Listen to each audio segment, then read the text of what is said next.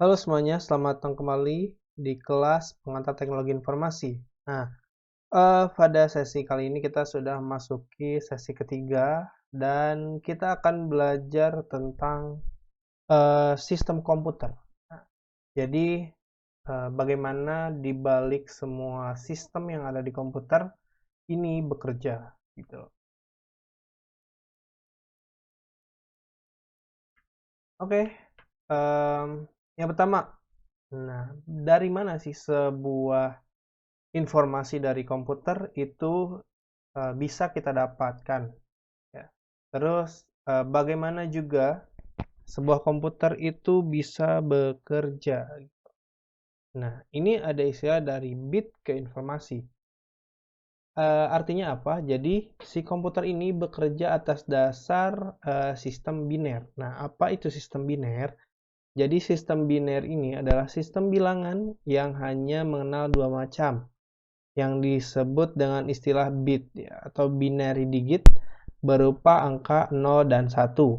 Nah, jadi, si komputer ini pada dasarnya adalah bilangan-bilangan biner, teman-teman. Yang dimana bilangan biner ini terdiri dari dua angka yang yaitu 0 dan 1. Ya. Jadi nggak ada loh tuh kata di dalam komputer angka-angka lain. Cuma ada angka bilangan biner ini, 0 dan 1. Ya. Nah, kenapa 0 dan 1? Nanti akan dijelaskan. Lalu, sebuah karakter dinyatakan dengan 8 bit ataupun 16 bit. Nah, dari mana sih kok bisa dikatakan bahwa karakter ini misalnya ada sebuah angka ataupun huruf itu memiliki 8 bit ataupun 16 bit gitu. Nah, itu karena nantinya akan ada bilangan-bilangan atau istilah-istilah yang digunakan oleh sebuah komputer. Nah, selanjutnya, kemungkinan nilai pada sebuah sistem biner yang berupa 0 dan 1 itu dinyatakan dalam sistem komputer dengan metode saklar. Tahu kan, sebuah saklar itu hanya ada on off, nggak ada tuh tengah-tengah, setengah-tengah gitu kan. Mati enggak, hidup enggak gitu. Nah, jadi sistem biner ini berupa 0 dan 1. Yang dimana 0 ini adalah mati ataupun false ataupun salah ya. Bisa jadi seperti itu. Dan nilai 1 itu hidup atau true gitu ya. Jadi nilai 0 ini punya kondisinya masing-masing ataupun punya value-nya masing-masing. 0 artinya mati, nilai 1 artinya hidup. Gitu. Oke.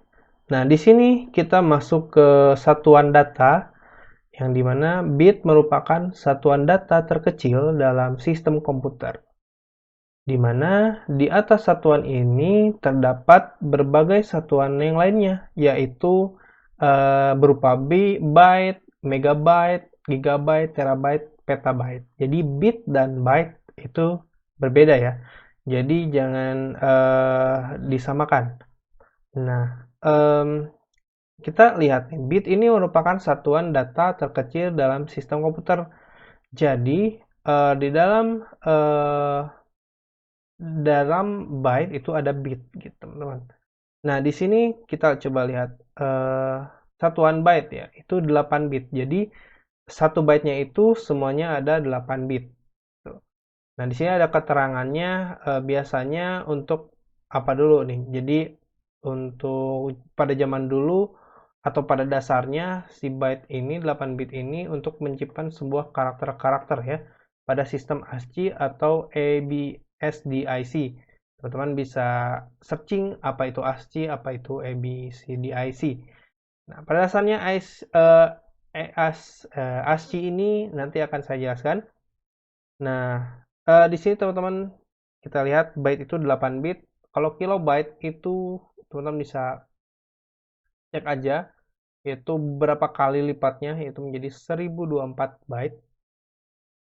Awal PC hanya memiliki sebesar 640 kilobyte tuh.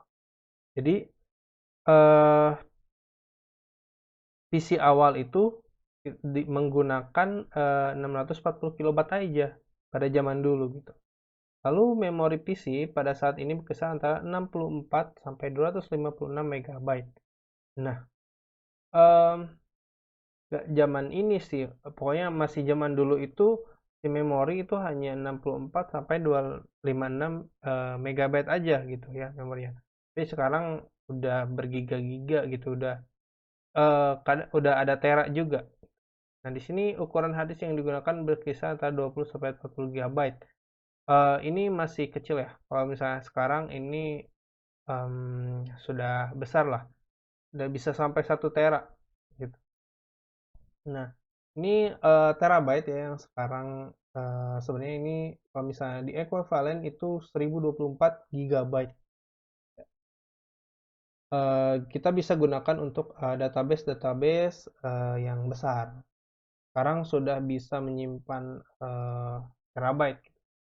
Jangankan untuk laptop ataupun PC, sekarang handphone pun sudah memiliki memori atau tempat penyimpanan terabyte gitu ya. Nah, lalu selanjutnya ada petabyte. Nah, ini penggunaan di masa mendatang, di mana nantinya data-data akan sangat terkumpul ya. Bayangkan aja dari zaman-zamannya beberapa tahun lalu dikumpulkan menjadi beberapa terabyte nantinya. Yang dimana ini akan menampung semua memori-memori ataupun penyimpanan gitu. Kalau misalnya nggak kesimpan ya pastinya kehapus gitu. Nah, untuk itu pastinya akan bahaya juga untuk kita menyimpan data. Gitu. Ya, jadi zaman sekarang pastinya membutuhkan terabyte sampai petabyte ya. Ini mana sudah diterapkan di dalam suatu sistem cloud system yang sudah menggunakan terabyte, petabyte, dan sebagainya ya. Oke, selain bagi istilah yang menggunakan istilah byte, nah kemudian ada juga penggunaan istilah bit. Yang tadi yang pertama itu. Nah, yang dimana istilah ini dikaitkan dengan kecepatan waktu, teman-teman. Misalnya 10 megabit per detik atau Mbps. Nah, selain yang tadi, berdasarkan bit ini, ada juga bisa dipakai dengan istilah megabit per detik atau Mbps. Kalau misalnya teman-teman cek kecepatan internet teman-teman, itu ada Mbps ataupun kbps ya. Untuk teman-teman cek gitu, ada kilobyte. Sekarang Mbps. Nah, teman-teman bisa cek di misalnya kecepatan internet teman-teman bisa cek di ini apa namanya tes internet gitu. Nah, dalam hal ini megabit berarti 1 juta bit ya, megabit ini. Oke, nah selanjutnya kita masuk ke byte. Nah, dari bit kita masuk ke byte. Nah, byte ini merupakan satuan ya, yang tadi saya sebutkan digunakan untuk menyatakan sebuah karakter. Sebagai contoh, sebuah byte pada ASCII dinyatakan dengan sebuah byte. Jadi ASCII ini adalah sebuah karakter, huruf, angka ya. Yang dimana sebuah byte bertersusun atas 8 bit. Nah, kenapa di sini 7 gitu? Dalam sebuah sistem komputer, 0 itu dihitung, teman-teman. Jadi dimulai dari 0 ya, untuk perhitungannya 0, 1 sampai 7. Yang dimana ya ini kalau misalnya dihitung itu ada 8 sebenarnya. Karena 0 ini tetap dihitung gitu. Nah, dalam 8 byte ini terdiri dari 1 byte gitu. 1 byte ada 8 bit gitu ya. Oke, selanjutnya di sini ada kapasitas dari masing-masing ukuran byte. Di mana di sini byte itu kapasitas 1, kalau misalnya kilobyte itu 2024 ya, dan seterusnya nih sampai yottabyte ya. Kita sampai berapa giga gitu. Sekarang tera aja mungkin masih jarang-jarang gitu yang pakai. Masih mentok di gigabyte gitu ya. Oke, selanjutnya di sini ada satuan waktu dan frekuensi, di mana bagi manusia, teman-teman, 1 detik itu merupakan waktu yang sangat cepat. Teman-teman ngedip aja itu udah 1 detik gitu.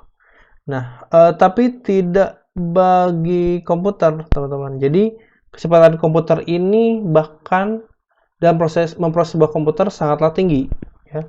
Jadi orde waktu yang digunakan untuk mengerjakan sebuah instruksi jauh di bawah 1 detik, bisa jadi 0,000 sekian detik gitu.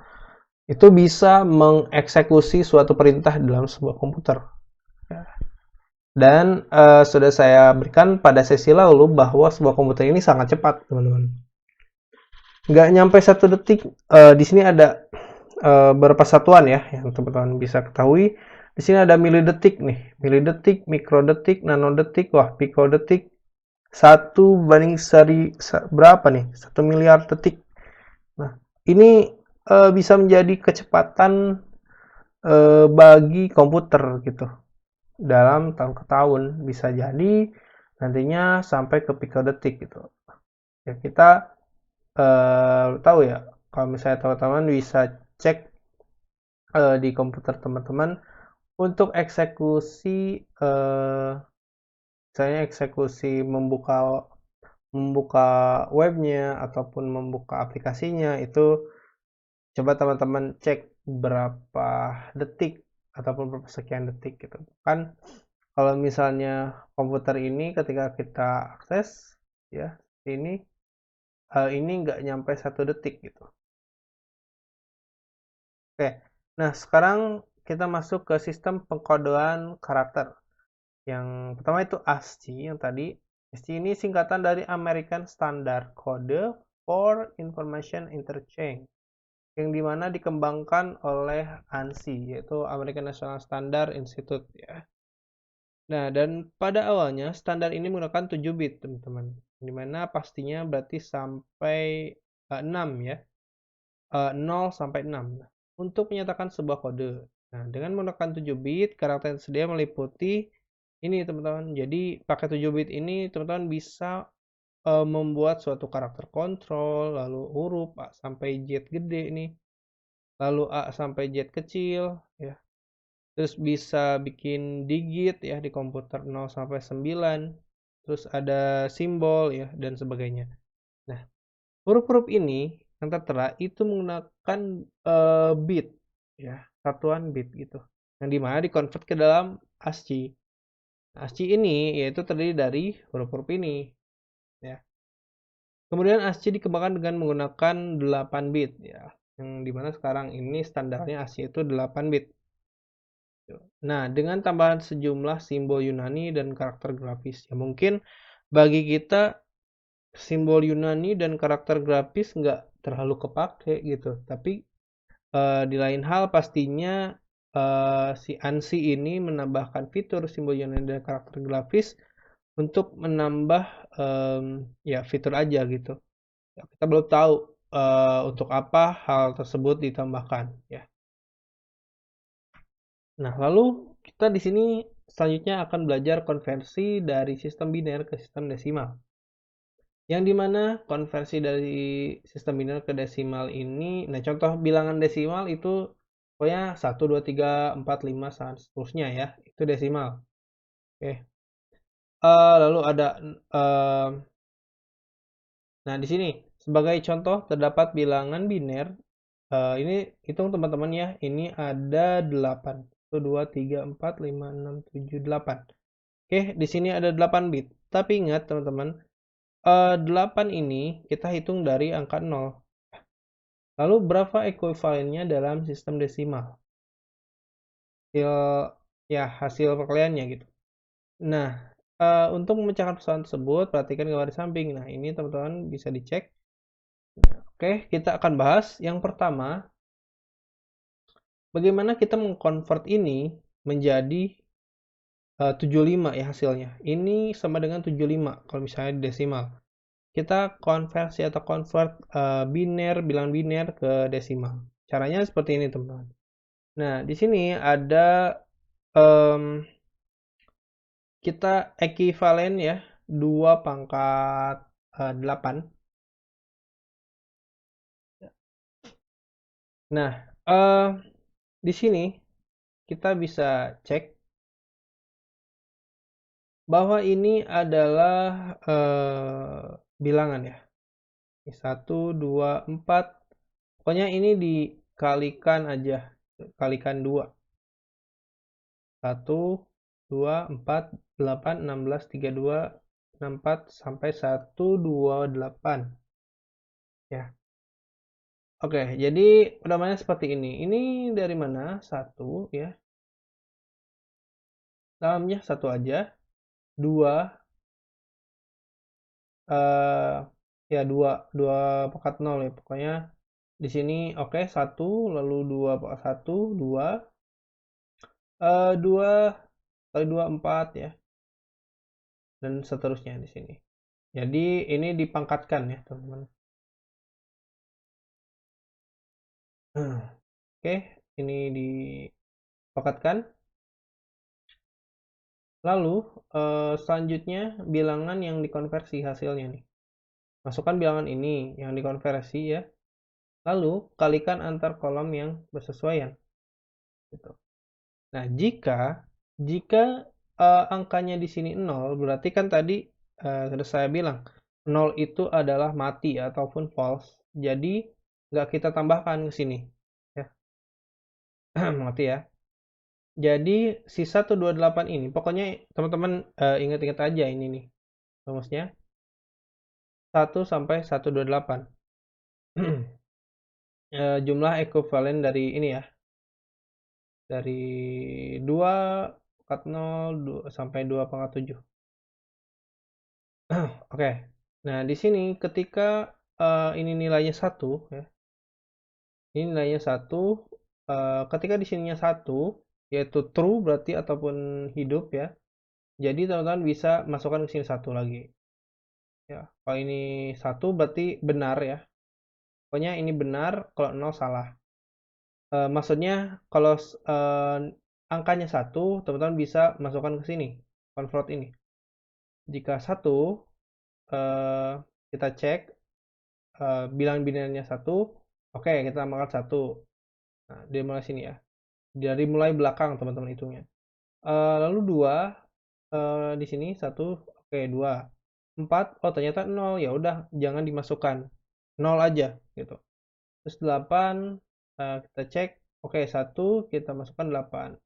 16, ininya 0, kita cek di sininya 0. 32 0 ya oke. 64 1 64.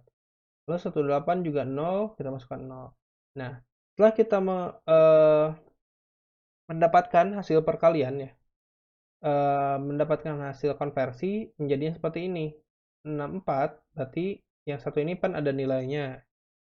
Ya, 64 tambah 8 tambah 2 tambah 1. Ya. Teman-teman bisa tambahkan nih. 64 tambah 8. Ya, 8 tambah 2 itu 10. Tambah 6, 70. 4 tambah 1, 5. Jadi jumlahkan ya. Hasilnya jadi 75. Nah, itu dia proses untuk mengkonvert dari bilangan biner ke desimal gitu. Ya, karena di dalam sebuah komputer itu beribu-ribu bilangan biner ya, banyak macamnya. Jadi kita nggak mungkin dong kita jumlahkan manual gitu. Nah, di sistem komputer ini sudah otomatis menghitung bilangan biner ke desimal untuk kita ataupun bilangan biner ke sebuah ASCII. Nah, untuk saat ini kita belajar yang simpelnya, yaitu kita mengkonvert bilangan biner ke desimal terlebih dahulu. Ya. Oke, dapat dipahami teman-teman, silakan dipahami terlebih dahulu. Ingat aja ekuivalen dari bilangan bit ini. Ini dari mana? Pokoknya ini awalnya 1 aja. 1 kali 2 2, ya 2 kali 2 4, kali 2 8, 8 kali 2 16, 16 kali 2 32 gitu. Terus aja. Sampai mentok 18 karena di mana adanya 8 bit. Ya. Oke, nah itu dia teman-teman untuk belajar apa aja di balik sebuah sistem komputer.